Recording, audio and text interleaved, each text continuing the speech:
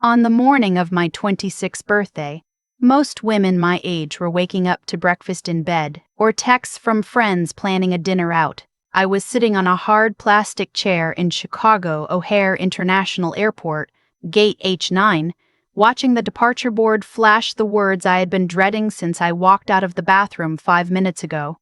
Flight 2241 to Portland, departed. My name is Maya, and the people who left me there were my aunt and her husband, the woman who had raised me since I was 7 years old. I need to back up, because what happened at that airport was not an accident, and it was not the beginning of the story. It was the end of something that started long before I was old enough to understand what was being done to me. My parents died in a car accident on a Tuesday in November, the kind of gray Midwestern morning where the sky looks like a sheet of old newspaper. I was 7. My younger brother Daniel was 4. The social worker who came to our house smelled like jasmine and spoke in the soft voice people use when they are delivering information they know will break something in you. "Your aunt is coming," she said. "Your mother's sister. You are going to be okay." I believed her because I was 7 and I did not know yet that okay is not a promise anyone can make. My Aunt Sandra arrived 2 days later with 2 rolling suitcases and a smile that did not reach her eyes. She was my mother's younger sister by 8 years, and they had never been close. That much I understood, even as a child. There were no photographs of them together in our house. My mother never called her on birthdays. When I asked once why Aunt Sandra never visited, my mother had gone quiet for a moment and then said simply, "Some people choose money over family." I did not understand what that meant until much later. Sandra had married well. Her husband, Gregory Voss, was a real estate developer in the Chicago suburbs. Handsome in a boardroom way, the kind of man who wore his watch on the outside of his shirt cuff and expected you to notice. He had 2 children from a previous marriage who were already in college and wanted nothing to do with a 7-year-old and a 4-year-old absorbing their father's attention and their inheritance runway. But Sandra took us in. And for a long time, I told myself that meant something. The first few years were survivable. We had a bedroom, food, clothes that fit, a school bus that came on time. Sandra was not warm, but she was functional. She remembered to pack our lunches most days. She showed up to parent-teacher conferences with a practiced smile. Gregory largely ignored us, which I came to understand was preferable to the alternative. The shift happened when I was 12. Sandra sat me down at the kitchen table on a Sunday evening and explained in a tone that left no room for questions that my parents had left behind a life insurance policy, $250,000, split equally between me and Daniel. The money was in a trust managed by Sandra as our legal guardian until I turned 25 and Daniel turned 22. I did not think much about it at the time. I did not know what a trust was. I did not know that the number Sandra quoted me was not the actual number. I did not know that the actual number was closer to $1.2 million, because my father had been a software engineer who believed in planning ahead, and the policy he had taken out when Daniel was born was significantly larger than Sandra ever told us. I only found that out later, much later, in an airport, with the help of a man named Joseph who had been sleeping on a bench at Gate 811 for 6 months. But I am getting ahead of myself again. By the time I was in high school, the pattern had established itself so completely that I had stopped noticing it the way you stop noticing a sound that plays constantly in the background. Gregory controlled the household finances with the precision of someone who had learned early that money is power, and power over others is the most satisfying kind. Sandra deferred to him on everything. Our curfews, our activities, whether Daniel could join the baseball team, whether I could attend the school trip to Washington, D.C., the answer was usually no. "Too expensive," Gregory said, even as he replaced the Mercedes in the driveway every 2 years. I was a good student. I made myself useful. I learned to be quiet when Gregory was in a particular mood, to anticipate Sandra's needs before she had to ask, to take Daniel's side of every chore without complaint so there would be no reason to find fault with us. I built walls. I became very good at disappearing into my own internal life while physically occupying the same rooms as people who saw me as a liability. When I was 16, I overheard a phone call. I had come home early from school, half day for teacher development, and the house was supposed to be empty. Gregory was at the office. Sandra was supposed to be at her book club, but as I dropped my backpack by the door, I heard Gregory's voice from his study, low and deliberate, the voice he used when he was closing a deal. "The trust is structured to release at 25 for the girl and 22 for the boy," he said. "That gives us time to restructure. If we file the amended documentation before August, the administrative fees we bill against the principal will be within legal tolerance. The attorneys say the language is defensible." A pause. "The girl is the problem. The boy is easy. He is young. He trusts everything. But she asks questions. She is going to ask questions when she gets older." Another pause. Then Gregory said, "The boarding school in Vermont has a therapeutic track. Kids go in, they come out with diagnoses that make anything they say about finances very easy to dismiss. We just need a recommendation from a family therapist." I stood in the hallway for a long time after that. Then I picked up my backpack and went upstairs and sat on my bed and stared at the wall until dinner. I never told anyone, because who would I tell? The therapist Sandra had sent me to the previous year turned out to be Gregory's college friend. My high school counselor had already been told by Sandra that I had adjustment issues stemming from my parents' death. I had learned by then what the problem child label felt like from the inside, the way adults exchange glances over your head, the way your truth gets filtered through their version of you before it reaches anyone who might help. So I did what I had always done. I became more careful. I watched. I waited. I told myself I just needed to survive until 25. The trip to Portland was supposed to be a family vacation. Sandra announced it at dinner in March. She and Gregory, me and Daniel. A long weekend to visit Gregory's college roommate who had recently retired to the Oregon coast. 4 plane tickets. A beach house rental. A real family trip, Sandra said, with the particular brightness she adopted when she was performing warmth. I was 25 years and 361 days old. My birthday was in 4 days. The trust would release in 4 days. Daniel, who was 22 and had already received his share, a number Sandra had managed down to roughly $60,000 through 9 years of administrative costs, told me I was being paranoid when I said something felt wrong about the timing. "Maya," he said, "you have been waiting to leave this house since you were 16. You are seeing patterns that are not there." He was always more willing to believe the best of Sandra. He did not hear the phone call. He did not have my particular education in reading the silences. The morning of the flight, I woke up with the specific heaviness of a decision I had not yet consciously made. I packed carefully. I put my laptop in my carry-on along with the folder I had started 3 years earlier. Photocopied documents, bank statements I had managed to photograph, the original policy number for my parents' life insurance that I had found in a box in the basement 8 years ago and memorized before Sandra found it and threw it away. At the airport, Sandra linked her arm through mine in the departures hall. It felt like a handcuff. We checked in together. Gregory held all 4 boarding passes. He handed Daniel his when we reached security. He handed Sandra hers. He pocketed mine and his together and said, "Easier to keep track," with a smile that never reached his eyes. At the gate, we waited.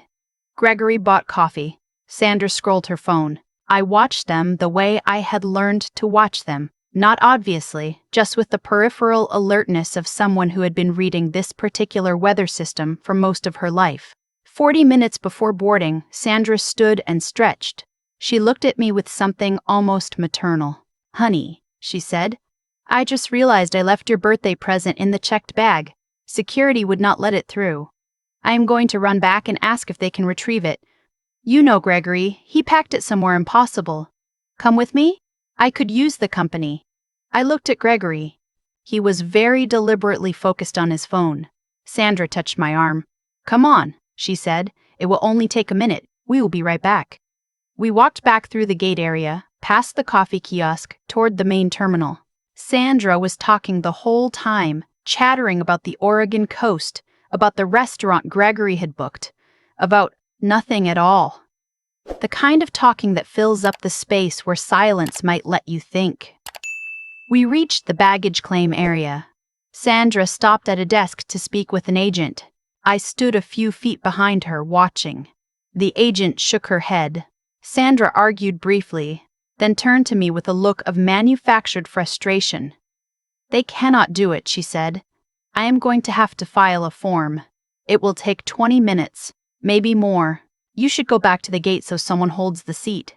Every instinct I had sharpened to a single point. "I go back," I said slowly, "and then what?" Sandra blinked. "What do you mean?" I said, "where is my boarding pass?" Her face did a thing I had seen before. That brief recalibration, that tiny reset behind the eyes when the performance needs adjusting. "Gregory has it, sweetheart. He will give it to you when you get there." I looked at her. I looked at this woman who had driven me to school for 9 years and signed my permission slips and stood in my parents' house while the social worker told me I was going to be okay. I looked at her, and I understood something with a clarity that felt almost peaceful. "I am not going back to the gate," I said. Sandra's expression shifted. "Maya," she said with a warning in her voice. I turned around and walked back toward the main terminal. I heard her call my name once, then nothing. I found a chair in the international terminal, far from our gate, far from the departure board showing Flight 2041. I sat down. I opened my phone and tried to call Daniel and reached voicemail. I tried Gregory's number, which I had memorized despite never being encouraged to use it. Disconnected. I tried the gate number I had noted from our boarding pass, the one I had photographed discreetly at check-in, because I had learned a long time ago to photograph everything. A gate agent told me that the Voss party had boarded. All 3 of them. They had told the crew I had chosen to stay behind. A family matter, they said. She was not ready to travel. I sat with that for a while. I had no access to the trust yet. 4 days short of my birthday, and the release required my signature at the bank in Chicago. I had $60 in cash. My debit card, which pulled from an account Sandra had co-signed when I was 18 and which I had never fully trusted, showed a 0 balance when I checked. Emptied, apparently, at some point in the past 48 hours. I had my phone, my laptop, my folder of photocopied documents, and a carry-on bag with 3 days of clothes. I sat in that chair in O'Hare International Airport on the morning of almost my 26th birthday, and I thought, this is exactly what Gregory said on the phone 9 years ago. Make her easy to dismiss. I thought, they have been planning this since at least then, maybe longer. I thought, I have been preparing for this without knowing I was preparing for it. Then a shadow fell across my feet. I looked up. An older man stood a few feet away, maybe 65, maybe older. Gray stubble, a canvas jacket with a broken zipper, boots that had been resoled at least twice. He held a paper cup of coffee in each hand, and an expression on his face that was entirely unhurried. "You have been sitting in that same position for 40 minutes, he said. "You have not looked at your phone once in the last 10. That is either meditation or the specific stillness of someone who has just had the floor fall out from under them." I stared at him. He held out one of the coffees. "I am Joseph," he said. "I have been living around this airport for 7 months. I know every security rotation, every cleaning crew, and every gate agent who will bend a rule for someone who genuinely needs it. Whatever happened to you, I have probably seen the shape of it before." I did not take the coffee immediately. I had not cried since I was 19, and I was not going to start in a chair in O'Hare. But I was also 25 years old and 4 days away from the only financial lifeline I had ever been promised, and the people who controlled it had just left me in an airport with $60. I took the coffee. His name was Joseph Alderman. He told me, while I drank, that he had worked for 22 years as a senior fraud investigator for the Illinois Department of Financial Institutions. He had built cases against 9 estate administrators who had systematically defrauded minor beneficiaries of their inherited assets. He had been very good at his job. And then, 4 years ago, he had submitted a report on a case that turned out to involve the brother-in-law of a state senator, and within 6 weeks, He had been terminated, stripped of his pension on a procedurally manufactured misconduct charge, and his testimony in 3 active cases had been suppressed. By the time the legal fees were done, he had nothing. A daughter in Seattle he hadn't spoken to in 2 years, an apartment lease he couldn't maintain, and a habit of spending time in public spaces because they were warm and he understood them. "I have been sitting in this airport," he said, "because the case I built before I was fired involved a trust administrator named Gregory Voss." I stopped breathing. Joseph reached into the inside pocket of his canvas jacket and produced a folded document, a printout worn at the creases, clearly handled many times. He unfolded it on the seat between us. I looked at it. I saw my name.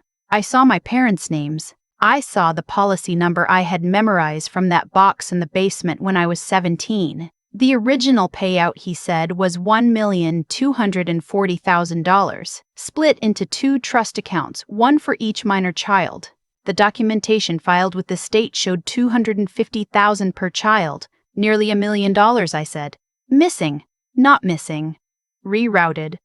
Through a series of administrative fee structures and false expense claims against the principal, signed by Sandra Voss as trustee and Gregory Voss as financial advisor to the estate.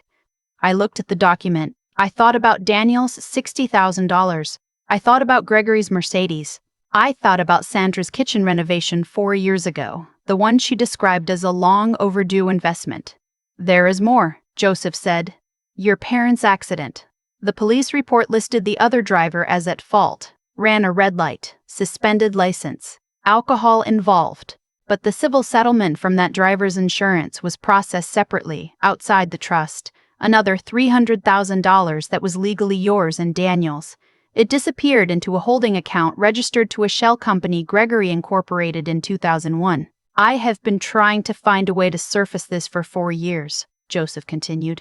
"I cannot practice. My credentials are gone, and every attorney I have approached drops the case when they see Gregory Voss's name attached to it. He has relationships in the financial regulatory community that make him effectively untouchable at the local level. The only way this moves forward is with federal jurisdiction, and the only way to get federal jurisdiction is a direct complaint from a beneficiary." "You," he said. I looked at him. This man in a broken zippered jacket who had been sleeping in my city's airport for 7 months waiting for a case he could not prove to somehow surface.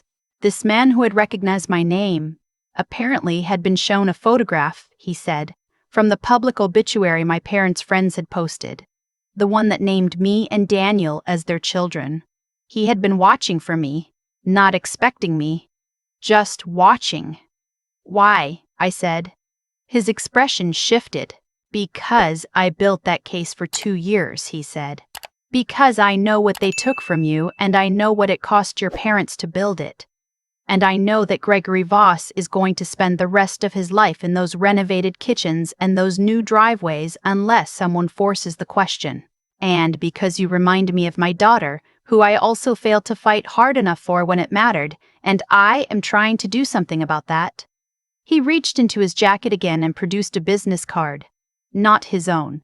A woman's name, Renata Okafor, Assistant Special Agent in Charge, FBI Financial Crimes Division, Chicago Field Office. "She knows my case," he said. "She's been building a parallel file for 18 months. She needs a direct victim complaint to open a formal investigation. She has been waiting for one of the Voss beneficiaries to come forward. Your brother's account was already dispersed, which makes it complicated. But yours has not yet released. It is still technically intact. If you walk into her office today and file a formal complaint, she can freeze the trust before your birthday, before Gregory can do anything else with it. She also," Joseph said carefully, "has reason to believe that the money Gregory rerouted from the civil settlement did not stay in that shell company. It moved through a series of accounts connected to at least 4 other orphaned or abandoned children's trusts. The same administrative structure, the same fee language, the same shell entities. Gregory Voss has been doing this for 20 years. You are not his only victim." I sat with that for a long time. Then I asked Joseph why he did not just call Agent Okafor himself. He looked at me with an expression I recognized. It was the expression of someone who has tried every door and found them all locked from the inside. Because without a victim who will stand up and be named, she cannot move. I have tried to give her everything I have. It is not enough on its own. She needs you, Maya. I looked at the document with my parents' names on it. I thought about my mother, who had said some people choose money over family, and had not known she was describing the person who would raise her children. I thought about Daniel, who was 22 and trusted everything and had been given $60,000 and told it was the whole amount and believed it because why would he not? I thought about being 7 years old and a woman smelling like jasmine telling me I was going to be okay. I thought about Joseph, who had built a 2-year case and lost everything for it, and ended up in an airport with a broken zippered jacket and a business card he had been waiting to give to someone for months. I picked up the business card. "Call her," I said. "Tell her I am coming." The FBI field office on Roosevelt Road was a building designed to be unimpressive from the outside, and very impressive from the inside. Renata Okafor met me in the lobby herself, 40-something. Natural hair, a handshake that communicated she had no time for performances in either direction. Joseph stayed in the waiting area. He had said what he needed to say, and he understood, I think, that the next part was mine to do. Agent Okafor walked me to a conference room and set a recorder on the table between us and said, "Take your time, start from the beginning and tell me everything. What I tell you is that we have been building toward this conversation for a long time. What I need you to know is that what you say in this room today has the potential to affect not just your case, but at least 11 other cases we have identified with the same structural fingerprint." I looked at the recorder. I thought about Gregory's voice through the study door 9 years ago. She asks questions. She is going to ask questions when she gets older. He was right, I said. Agent Okafor looked at me. I said, he told someone on the phone when I was 16 that I would ask questions when I got older. He was right. Then I started talking. I talked for 3 hours. I gave her the folder I had kept for 6 years. The photocopies, the bank statement fragments, the policy number, the date of the phone call, everything I had documented without knowing exactly what I was documenting. I described the trip to Portland. I described the boarding pass. I described Sandra's arm through mine like a handcuff. I described Daniel's $60,000 and the way he had counted it like it was the whole world, because no one had told him to expect more. While I talked, 2 other agents came in and out of the room. Okafor's phone buzzed repeatedly and she silenced it each time without looking at it. When I was done, she was quiet for a moment. Then she said, "The trust freeze order will be filed within the hour. Before your birthday. Before Gregory Voss can move another dollar. The Portland trip. We have surveillance footage from O'Hare that shows the sequence of events exactly as you described them. The account drain this morning has been traced. What they did today was not a disappearance. It was a crime, in real time, on camera." She paused. "There is something else," she said.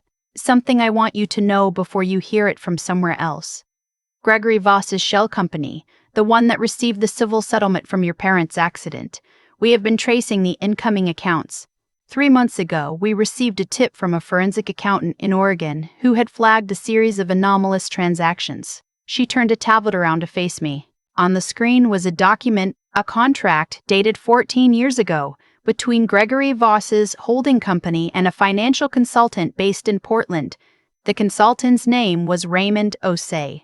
I did not recognize it, but the address listed on the contract was a building I knew. It was the building where my parents had their attorney's office, where they had filed the original trust documents, where my father had sat in a leather chair and signed his name to the policy that was supposed to keep me and Daniel safe. Raymond Osei, Okafor said carefully, was your parents' financial advisor.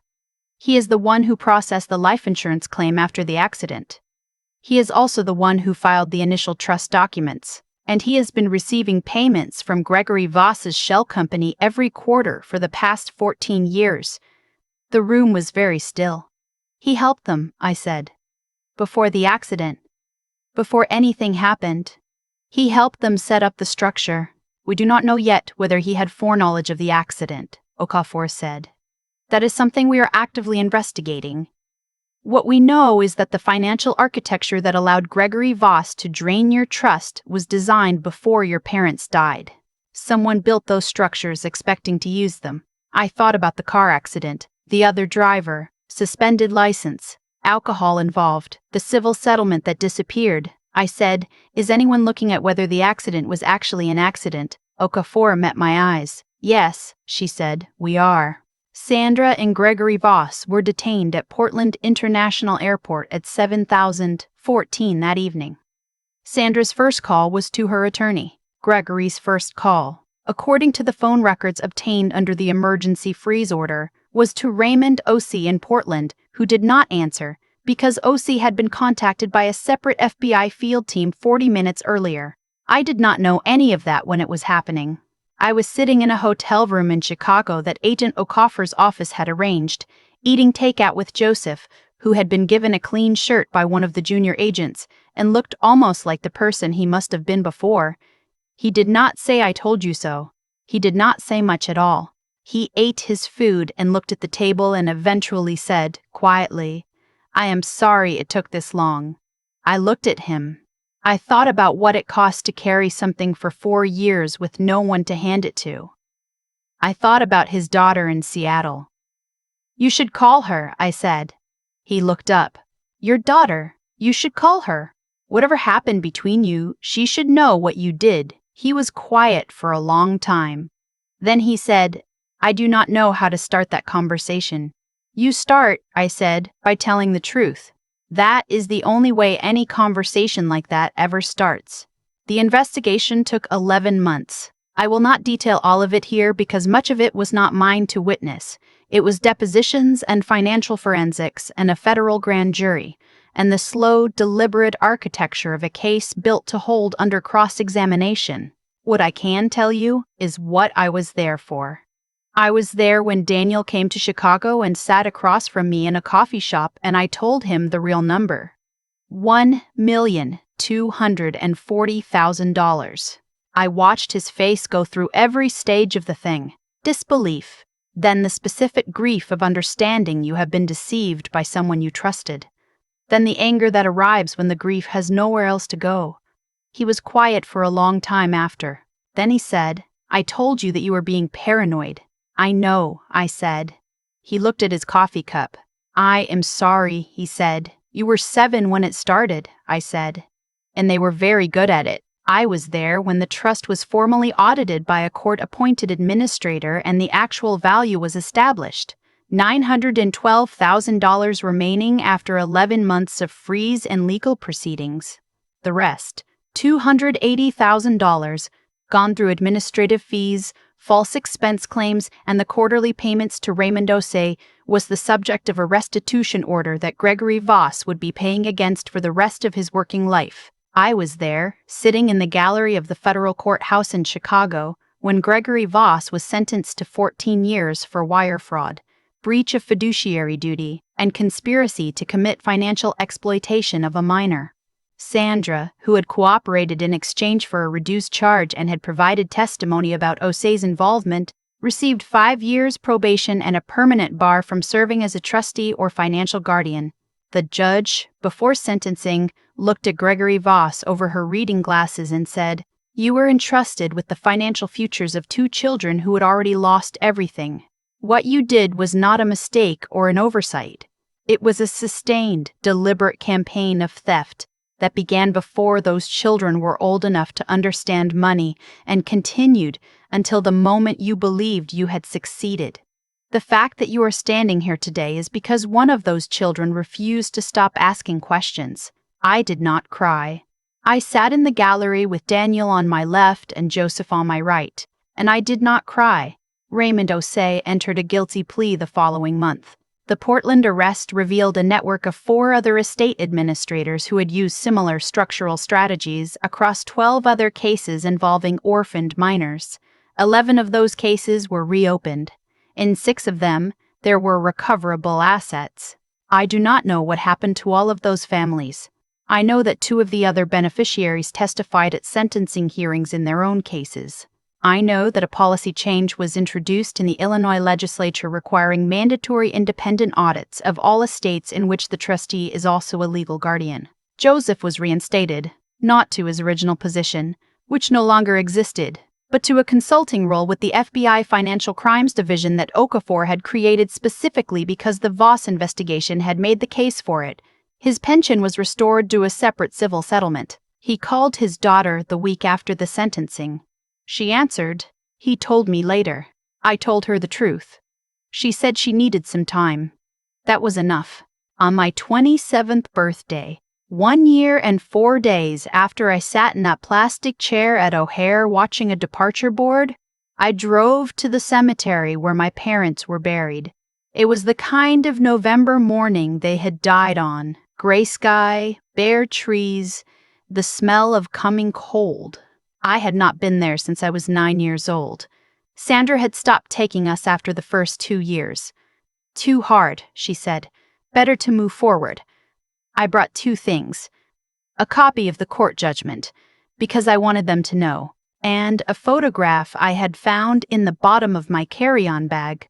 One I had forgotten I packed. An old print from Daniel's box of childhood things that he had pressed into my hands when I left for the airport that day in March. It showed our parents on their wedding day. My mother was laughing at something off camera. My father was looking at her with the expression of someone who has just understood something important and is still surprised by it. I stood there for a long time in the cold. I told them the number.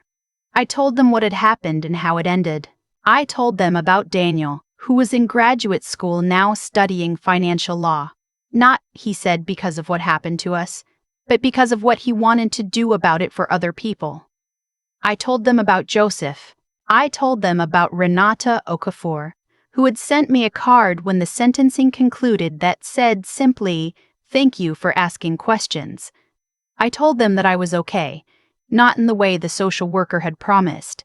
That vague, unanchored okay that is really just a wish someone makes on your behalf. I meant it in the specific, earned way of someone who has looked at all of the things that were done to her and decided that none of them get to be the last word. Your mother said some people choose money over family, I told them. She was right, and those people answered for it. On the way back to my car, I stopped at the cemetery's small office and arranged to have 2 rose bushes planted.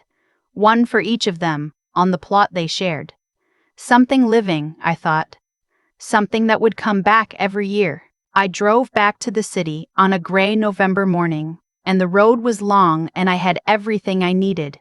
If you are watching this and you are the person who keeps a folder because something feels wrong and no one believes you, keep the folder. Write down the dates. Photograph the documents. The questions you are asking are not paranoia. They are the most important thing about you, and somewhere, there is someone who has been waiting for you to walk through a door and hand them the evidence they need. Drop a comment below and tell me where you are watching from. Tell me if someone in your life is the one keeping them safe or the one they need to be kept safe from. Your story matters even before it has an ending, especially then.